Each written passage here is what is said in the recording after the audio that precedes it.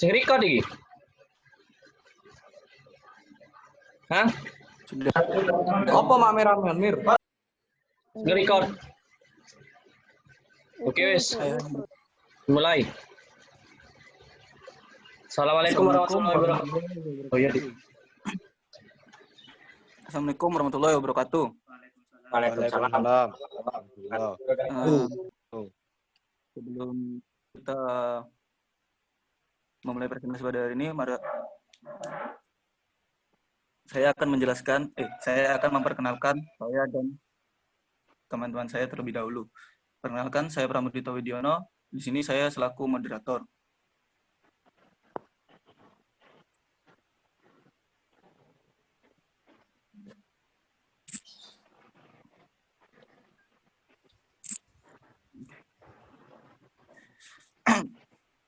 Buku fiksi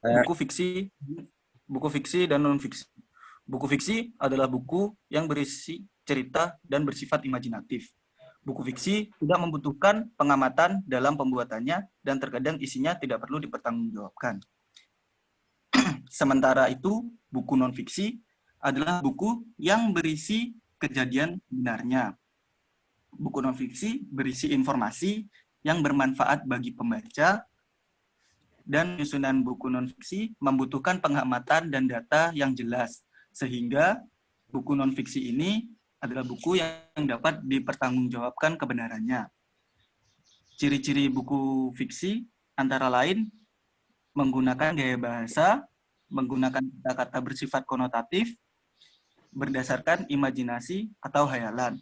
Sedangkan ciri-ciri buku non-fiksi antara lain menggunakan gaya bahasa formal, menggunakan kata-kata bersifat denotatif, berdasarkan fakta, biasanya menggunakan tulisan ilmiah populer, dan yang terakhir berupa ide baru atau penyempurnaan dari ide yang pernah ada sebelumnya. Nah, untuk buku fiksi itu sendiri, ada novel, roman, cerpen, puisi, drama, dan yang terakhir naskah film. Untuk buku non-fiksi sendiri, ada buku non-fiksi pengetahuan, buku non-fiksi pengayaan keterampilan, buku non-fiksi pengayaan kepribadian. Nah,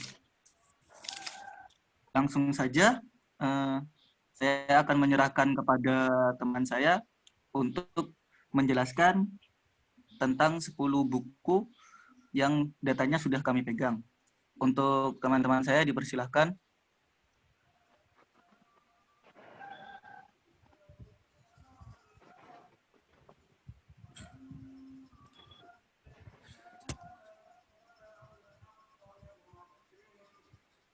Yang pertama adalah time travel judul Jenderal Kira.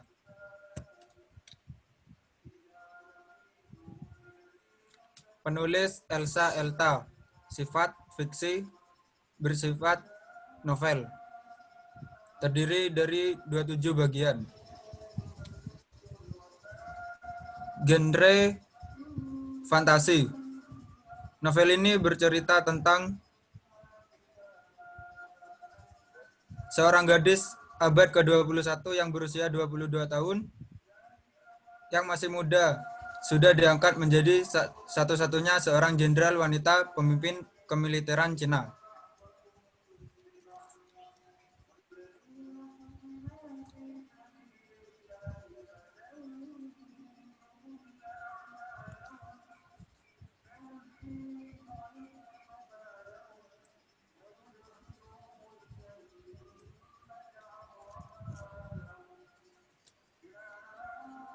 Kira seorang gadis yang baik dan akan menjadi iblis penjabut nyawa jika ada yang berani mengusiknya.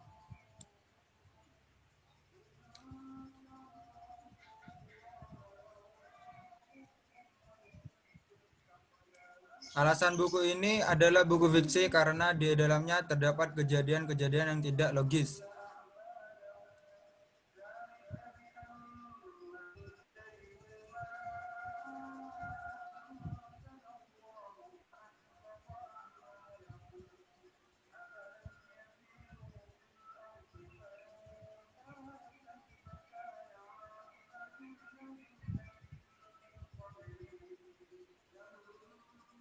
Contohnya di mana di dalam diceritakan bila Kira terbang dan bisa mengalahkan kebanyakan musuh sendirian.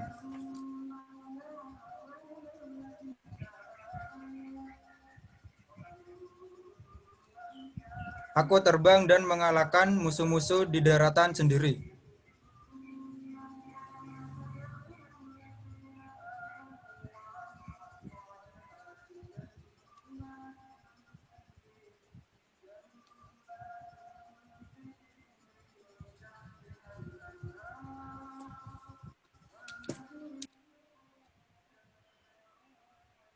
Buku selanjutnya,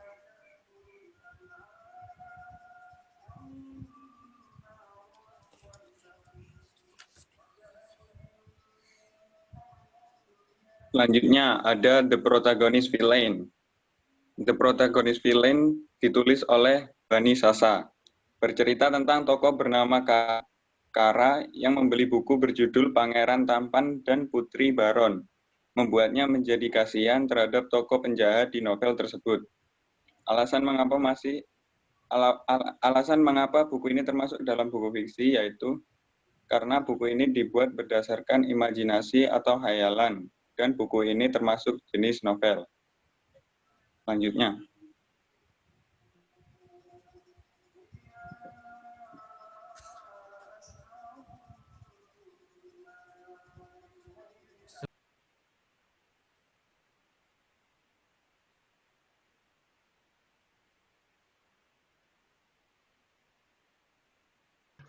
Mood geng, dimut wek kon geng. Sari. Selanjutnya Back to School, penulis Palupi 07, sifat fiksi berbentuk novel, terdiri dari 38 bagian.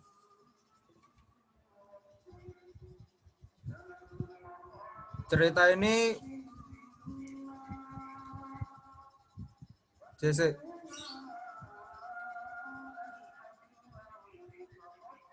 Novel ini bercerita tentang seorang perempuan berusia 25 tahun yang memiliki kehidupan sempurna, cantik, karir bagus, dan keluarga kaya yang harmonis.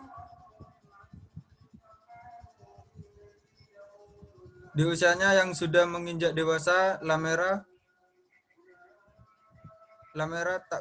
tak kunjung menemukan cinta sejatinya, seperti teman-temannya yang lain. Baginya tidak ada laki-laki yang sempurna.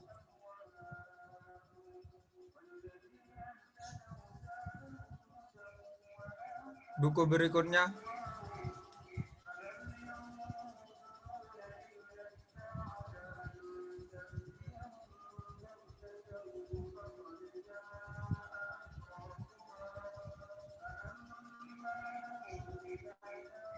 Selanjutnya ada buku yang berjudul Rebirth of the Wildest Poison Empress. Ditulis oleh Axela 1. Sifat fiksi, terdapat 121 bagian.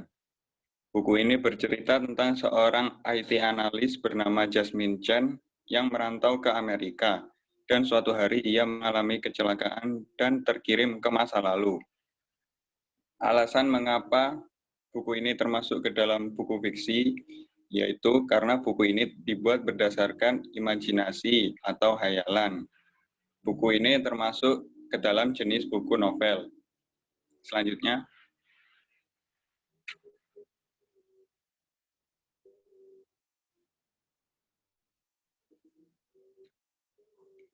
Selanjutnya, ada buku yang berjudul The Empress Choice.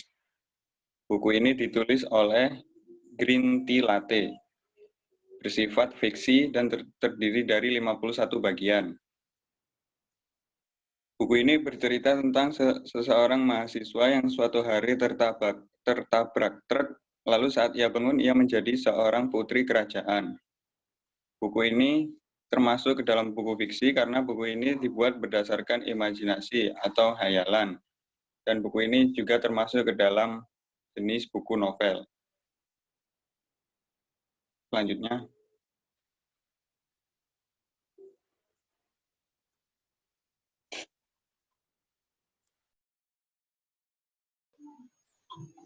Biografi Soekarno.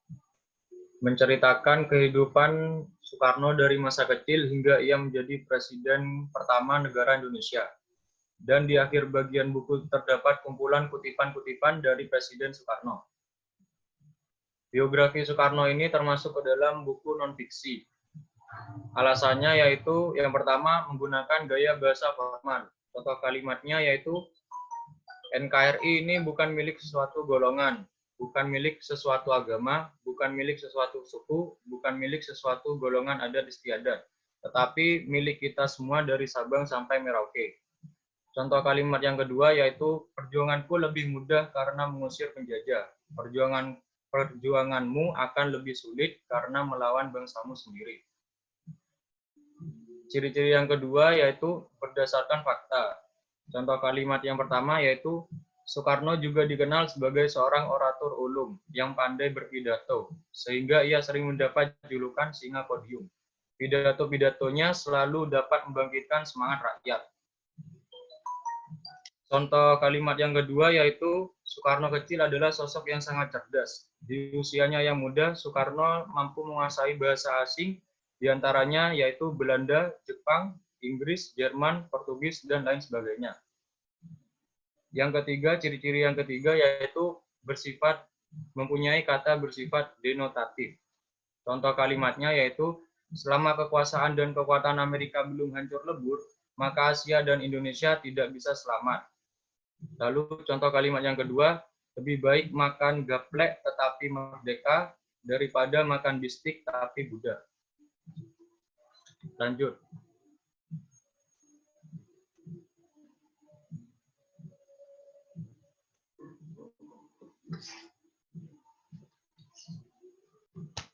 Selanjutnya buku Jago Inggris yang ditulis oleh Amalia Ahmad termasuk ke dalam buku non-fiksi karena berisi buku pelajaran bahasa Inggris yang diperuntukkan dari sekolah dasar hingga mahasiswa. Menurut isinya, buku ini termasuk buku pelajaran, buku pengetahuan. Next.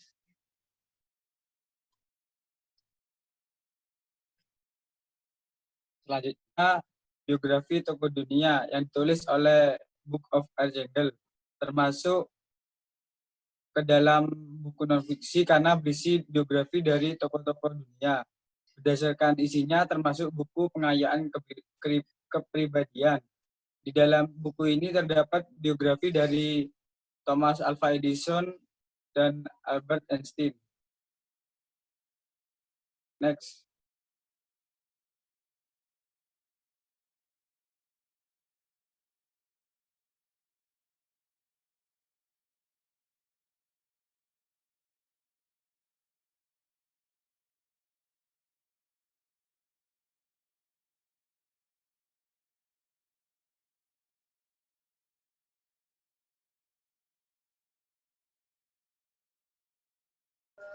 Kim, suaramu di-mute, Kim. Itu ke-mute. Sorry. Sajak pagi. Buku ini adalah kumpulan-kumpulan sajak yang bertemakan pagi. Buku ini terdapat 17 bagian, bersifat non-fiksi. Alasannya bersifat non-fiksi yaitu yang pertama menggunakan gaya bahasa. Contoh kalimat yang pertama yaitu, kutitipkan rindu ini kepada embun pagi, untuk menemanimu terjaga hingga siang nanti. Walaupun aku tahu embun akan hilang karena biasa mentari, rindu ini tak akan pernah pergi. Lalu contoh kalimat yang kedua yaitu, ada yang hilang di antara sajak kata yang pernah aku susun pagi ini. Terbitnya mentari mengajariku sedikit arti. Kehilangan hanya mengukur luka isi hati. Sebab hanya waktu yang bermain di sini. Esok entah lusa pun pasti ada pertemuan kembali. Lalu ciri-ciri yang kedua yaitu menggunakan kata-kata konotatif atau makna yang tidak sebenarnya. Yaitu contoh kalimat yang pertama yaitu, cinta itu seperti embun yang selalu membasahi dan ia akan hilang saat tarik menghampiri. Contoh yang kedua yaitu, karena pagi tak akan pernah bertahan lama. Biarkan waktu yang bermain. Lalu ciri-ciri yang ketiga yaitu berdasarkan imajinasi atau hayalan. Contoh kalimatnya yaitu pagi kan kurangkai kalimat. Sebuah proposal yang kukirim khusus untuknya. Permohonan yang pastinya sangat berlebihan. Tapi untuk kehidupan esok nanti, ku ingin dia yang mendampingi. Doa di sepertiga malam ini. Lanjut.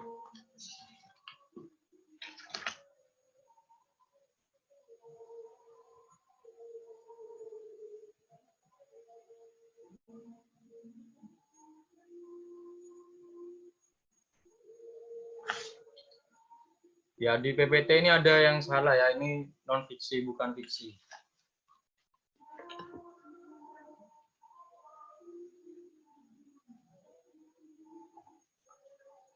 Buku Lanjut. Visio ini menceritakan tentang dua remaja yaitu Venus dan Kauta yang selalu merasa ingin mengungguli satu sama lain dalam mata pelajaran IPA yaitu fisika dan biologi.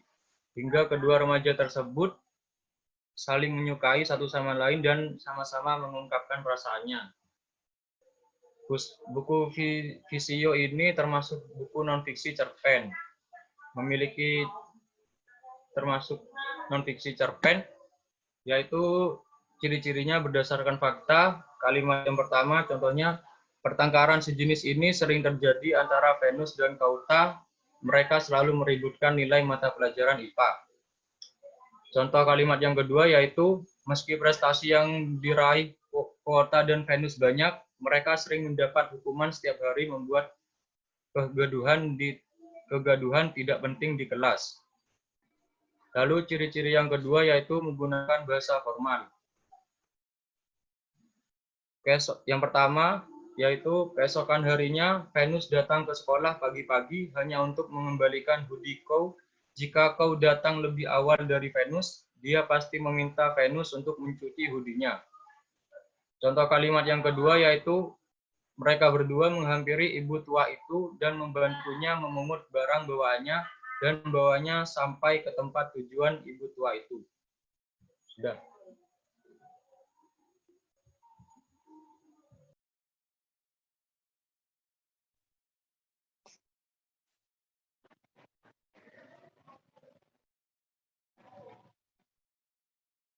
Kesimpulan dari kelompok kami yaitu buku-buku tersebut ada yang masuk ke dalam kategori fiksi karena buku-buku di atas adalah buku novel dan cerpen. Dan ada juga buku-buku tersebut masuk ke dalam kategori non-fiksi karena sebagian buku tersebut berisi tentang biografi dan buku pelajaran.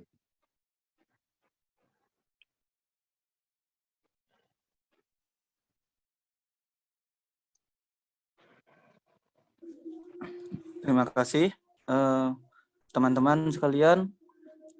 Sekian dari kelompok kami. Saya sebagai moderator undur diri dan kami minta maaf bila ada kekurangan. Wabillahi taufiq wal hidayah. Wassalamualaikum warahmatullahi wabarakatuh.